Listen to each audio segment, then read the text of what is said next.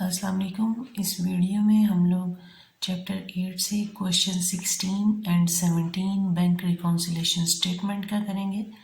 तो पहले हम क्वेश्चन 16 को देखते हैं। Prepare the bank reconciliation statement from the following particulars. Overdraft balance as per passbook on 31/12/2015 ₹5,000। अब हमारे पास यहाँ पे पासबुक का ओवरड्राफ्ट बैलेंस है। तो ओवरड्राफ्ट बैलेंस जब पासबुक का होता है वो डेबिट होता है। फिर हमारे पास है interest on overdraft charge by bank for half year. तो ओवरड्राफ्ट के ऊपर जो इंटरेस्ट है, यानी जो हमने बैंक से एक्स्ट्रा पैसे निकलवाए हैं उसके ऊपर हमें इंटरेस्ट पे करना पड़ना है। तो ये हमारा क्या होगा, क्रेडिट। बैंक ने उसको डेबिट किया और हमने क्या करना है, क्रेडिट करना है। Two check for 7,500 and 5,000 paid in on 30th December 2015 were not credited by bank। हमने जो दो चेक बैंक को दिए हैं लेकिन बैंक ने अभी तक उन्हें क्रेडिट नहीं किया है। तो ये कौन से चेक होंगे, अनक्रेडिटेड चेक होंगे। फिर हमारे पास है अनक्रेडिटेड चेक को हम क्या करते हैं, क्रेडिट। फिर हमारे पास है two checks 1050 and 4000 issued in December 2015 but not presented, लेकिन अभी तक उन्हें प्रेजेंट नहीं किया। तो ये कौन से चेक होंगे, अनप्रेजेंटेड चेक। और जो अनप्रेजेंटेड चेक होते हैं वो आपके डेबिट होते हैं, क्योंकि जब हमने किसी को दिए और उसने बैंक में नहीं दिए तो हमारे बैंक में से बैलेंस डिडक्ट नहीं हुआ, इसलिए अपना बैलेंस रिकंसाइल करने के लिए हम इसे दोबारा डेबिट कर लेंगे। The check of ₹2,000 entered in the cash book was not sent to the bank for the collection। अब हमने एक कैश बुक में तो चेक एंटर कर लिया लेकिन हमने बैंक को बेचा ही नहीं। तो ये हमारे कौन से चेक होंगे जो हमने कलेक्ट नहीं किए हैं। तो ये हमारे पास अनकलेक्टेड चेक हो जाएंगे। तो हम इसको स्टार्ट करते हैं क्वेश्चन को। क्वेश्चन 16 को सबसे पहले इसका बैलेंस एज पर पासबुक देखते हैं। ओवरड्रान है तो balance as per passbook format मैंने इसका पहले ही बना लिया। डेबिट बैलेंस है आपका 5,000। अब जितने डेबिट बैलेंस है वो हमने ऐड कर लेने हैं और जो क्रेडिट बैलेंस होंगे वो हम लेस कर लेंगे। और हमने देखा है इसमें सिर्फ और सिर्फ हमारे पास एक ही डेबिट बैलेंस था, अनप्रेजेंटेड वाला। बाकी हमारे सारे क्रेडिट बैलेंस थे। जैसे ये भी है, interest on overdraft charge by bank and for half year and debited in the passbook only. तो इंटरेस्ट ऑन ओवरड्राफ्ट मैंने आपको कॉन्सेप्ट्स में भी बताया है कि क्यों डेबिट होता है और कैसे डेबिट होता है, क्योंकि बैंक ने हमारी इतनी डिडक्शन करनी है तो ये हमारे पास क्रेडिट होता है। बैंक ने क्यों डेबिट करना है, इसकी रीज़न बताई है कि हम लोग बैंक के लिए लाइबिलिटी होते हैं। और जैसे जैसे वो हमारे बिहाफ पे पेमेंट करता है या हमारे बिहाफ पे उसने जो है वो चार्जेस पे किए हैं या हमारे ऊपर कोई इंटरेस्ट चार्ज किया है तो वो उसको क्या करेगा, डेबिट करता जाएगा। लेकिन हमने उसको क्या करना है, हमने उसको क्रेडिट करना है। तो इंटरेस्ट ऑन ओवरड्राफ्ट क्रेडिट है, हमने इसको लेस करना है क्योंकि हमारे पास अपर बैलेंस डेबिट है। तो B interest on overdraft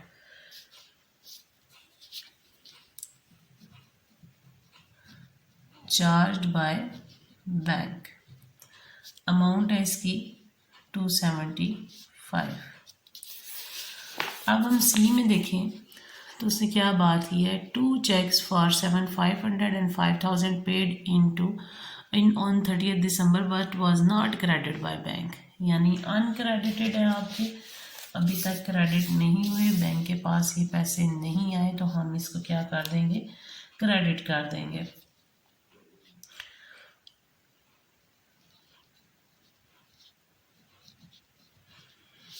check deposited but not credited, या फिर हम कलेक्टेड भी लिख सकते हैं कि बैंक ने अभी तक उन्हें कलेक्ट नहीं किया है, आर नॉट कलेक्टेड। दोनों की अमाउंट 500 प्लस 5000, तो हमारे पास 12,500 आ जाएगा। अब हमने देखा डी में 2 checks for 1050 issued in December but had not been presented at the bank during the month। तो ये हमारे पास वो चेक हैं जो हमने अभी तक प्रेजेंट नहीं किए, हमने इशू तो कर दिए लेकिन जिसको भी इशू किए हैं उसने आगे बैंक में प्रेजेंट नहीं किए, इसलिए हम इसे दोबारा डेबिट कर देंगे।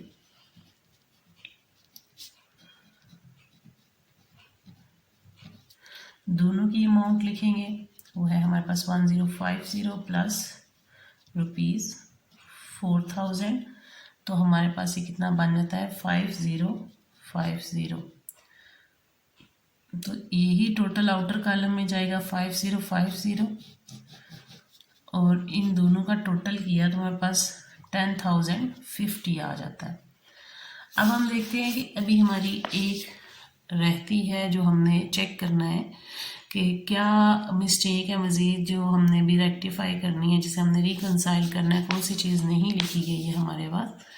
तो कहते हैं cheque for 2000 entered in the cash book, debit side was not send to the bank for the collection.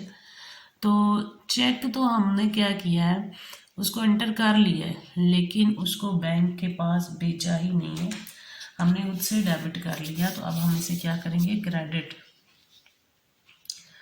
ई है, cheque entered in cash book was not sent to bank. इसकी अमाउंट है हमारे पास 2000, इसका टोटल करेंगे 2000 प्लस 12,500 14,500 प्लस 275, तो ये 14,775 आ जाएगा। अब ये डेबिट बैलेंस है, उसमें से हम क्रेडिट बैलेंस को लेस करेंगे। अब ये हमारा ग्रेटर है अपर बैलेंस से, ये हमारे पास आया 4,725। क्रेडिट बैलेंस ज़्यादा है तो ये क्रेडिट ही होगा। हम लिखेंगे balance as per cash book. तो कैश बुक का जब क्रेडिट बैलेंस आता है तो वो भी क्या हो जाता है, ओवरड्राफ्ट बैलेंस हो जाता है।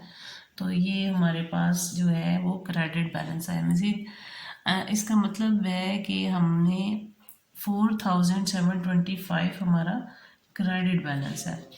अब हम लोग क्वेश्चन 17 करते हैं, उसको देखते हैं। क्वेश्चन 17 में क्या बात हुई है, trader has 2 bank account, trader के 2 बैंक अकाउंट हैं और उसमें से account number 1 and account number 2 है। Following particulars relating to the account number 1 are available on 31st March 2015। Prepare the bank reconciliation statement on 31st March 2015। इसके पास account number 1 and account number 2 है। वो कहता है आपने अकाउंट 1 जो है उससे रिलेटेड ये चीज़ें गिवन है, आपने बैंक रिकॉन्सिलेशन स्टेटमेंट बनानी है। सबसे पहले हमें जो चीज़ गिवन है बैलेंस एज पर जो है वो कौन सा गिवन है, पासबुक का बैलेंस। बैलेंस पासबुक का ओवरड्रॉन है तो ये क्या होगा, debit. Cheque drawn prior to 31st March but not presented. अभी तक बैंक में ये चेक प्रेजेंट नहीं हुए तो ये क्या होंगे, unrepresented check.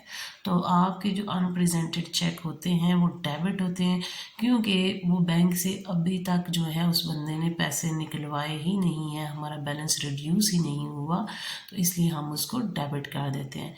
Interest debited by bank but not entered in the cash book. Bank ने डेबिट किया, इट्स मीन हमारा बैलेंस उतने से रिड्यूस हो गया, हम क्या करेंगे, क्रेडिट। फिर हमारे पास है transfer from account number 2 to account number 1। Account number 2 से वो अकाउंट नंबर 1 में ट्रांसफ़र कर रहा है अमाउंट को but not entered in the cash cash book. तो हमने डाटा किसका हम लोग जो है वो एंटर कर रहे हैं अकाउंट 1 का। तो अकाउंट 1 में पैसे आ गए हैं, वो मज़ीद बढ़ गया तो वो डेबिट होगा। हम 2 का डाटा एंटर नहीं कर रहे इसलिए हम इसको क्रेडिट नहीं करेंगे, हम डेबिट करेंगे। Bank charges debit by bank, bank ने चार्जेस को डेबिट किया है यानी हमारी अमाउंट कम हो गई है, हम इसे क्या करेंगे क्रेडिट करेंगे। सबसे पहले हम लिखते हैं जी balance as per passbook overdrawn, format मैंने बनाया हुआ। Account number 1 bank reconciliation statement as on 31 दिसंबर 2015, बैलेंस एज पर पासबुक, और ये हमारा कौन सा बैलेंस है, ओवरड्रान बैलेंस है तो ये क्या होगा डेबिट। ये सीरियल 1 है हमारे पास, 30,000 इसकी अमाउंट है। अब जितने डेबिट बैलेंस है वो हमने ऐड करने हैं और जितने क्रेडिट बैलेंस है वो हमने इसमें से लेस कर देने हैं। यहाँ पे 2 में था cheque drawn prior to 31 March but not presented, तो ये अनप्रेजेंटेड चेक हुए, हम लोग इसे क्या करेंगे ऐड करेंगे क्योंकि अनप्रेजेंटेड चेक क्या होते हैं डेबिट, और हमारा अपर बैलेंस डेबिट है। अनप्रेजेंटेड चेक अमाउंट है इसकी हमारे पास 8,000। फिर हमारे पास थर्ड है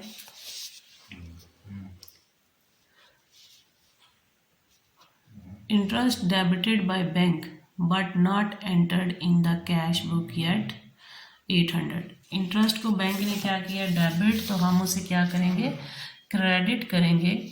interest debited by bank only, यानी हमारा इतना बैलेंस रिड्यूस हो गया है, बैंक ने डेबिट किया तो हमारे पास वो क्रेडिट होगा।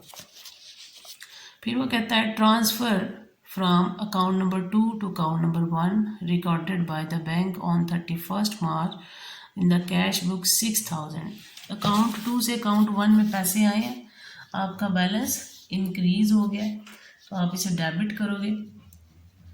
Transfer from account number 2 to account number 1 not recorded in cash book। ये अमाउंट है हमारे पास 6,000, ठीक है।